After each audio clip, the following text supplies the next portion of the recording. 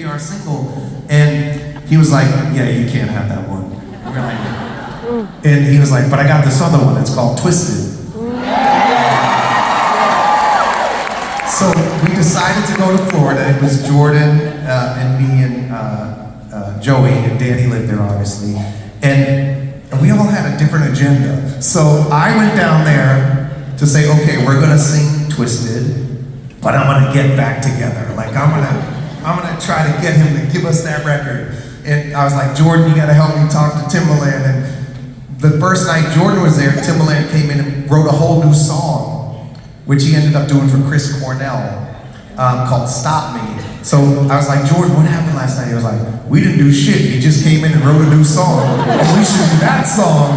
And I was like, oh shit, well now we gotta try to negotiate 2 songs. And Joey, very wisely, was like, you two go in the other room and negotiate. I'm gonna go sing Twisted and have a ball. And he did. We couldn't really figure Twisted out though, you know what I mean? So it was like, what is this song? It's different. And so, you guys ended up doing the verse, but I did have to like do a whole other I tried to, in my mind, like sing it like Green Day, which might not make any sense, but like sometimes, what the hell is this song, It just, so I just went at it, and Fauntleroy, that's his last name, right?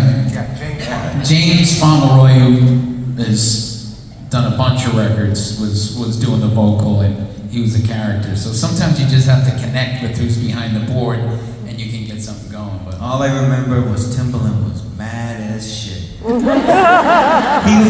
he was upset. After we did it, right? I think because we were telling him, well, Jimmy told us that we could do this song, and he was just fuming in the stage. That was his baby. He, the way you are, I'm in the cars and the car keys, baby, I love you, that was his big hit. And this song, Back Together, had that feel. Yeah. It sounded like the follow-up. It sounded like the typical Timbaland. It was a smash-a-roni, and we were like, come on, he was, in his mind, he was like, no, that's my baby. That's Joey's single. That's Neo's single. You're not recording that. That's my record, and he probably wasn't happy that someone told us to get down there and we could record it. He was like, it wasn't mad at us though. Right. He was mad at the situation that he was put in. Yep. And if I can, he was right. Twisted was the song for us. Absolutely. It was the right song to finish the album.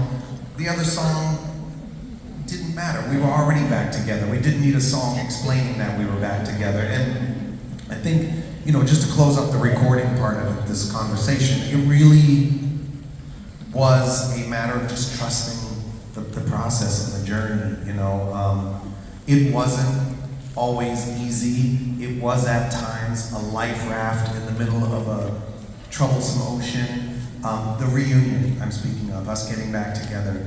But it was a growing process, a learning process, and Joey shared what his process was. It was one for all of us in all different ways. I learned as an actor for the years that we were apart, how to communicate to my partners better. When I was 20, I'd be like, we're gonna do this, we're gonna jump off the roof, and we're gonna do this, and we're gonna record it, and they'd be like, tune me out, shut up, stop, Donnie, and I didn't understand why they would do that.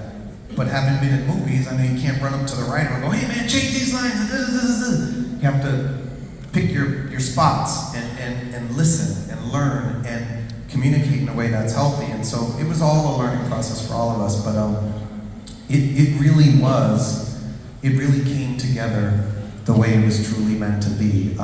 And I will say, there are a lot of things that were recorded for that album, moments and things, and we still have them. We have really, really special things that I think, honestly, another thing we learned at the time in the music business is because things were going digital, you could put certain things on a record, if there was an intro to a song of someone talking or something, you had to count that as a song or it would be attached to the song. So if you went on iTunes and you press play and someone talks for 2 minutes, the song doesn't start for 2 minutes. So we cut a lot of things and saved them, and we had to learn that. We could only fit this many songs on the record, and all that material is in a vault. So It is in a magical vault. So what would one do with that? Well, I can tell you what 5 will do with that. Yes, what would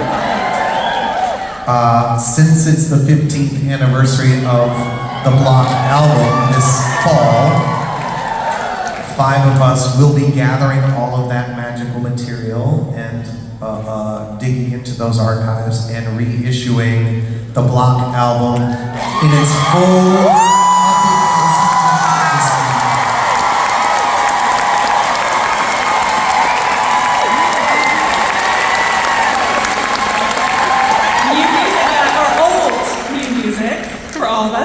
It's coming out in the fall? It'll be in the fall, yeah. Okay. We're gathering it now. There's conversations happening. We worked out a situation with Universal Music, and it's just, we're super excited. And going back and diving into the archives of that album is incredible.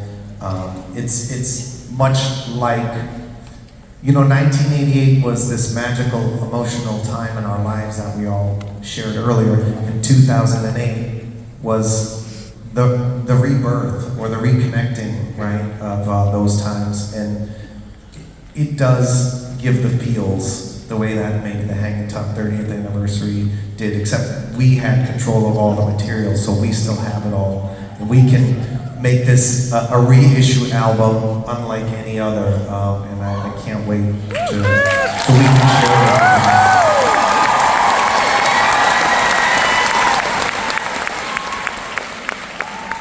I know we're all very excited to hear about this album and see what the music is, and I just wanted to thank you all for sharing this afternoon with us, and also, letting us be part of the process, because now I'm gonna get a little emotional. The first time it felt somewhat like a childhood crush. We loved you, you were part of our lives, but it feels like this very innocent part. And now I feel like you're so connected to all of you. It's adults, it's friends, it's family. The way that you have given so much to us as speakers.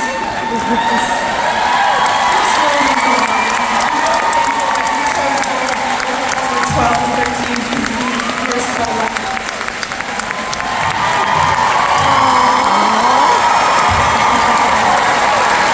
You all hate her.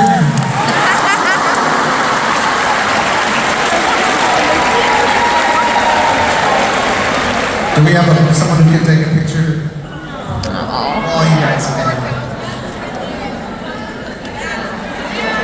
Okay. God, we keep crying.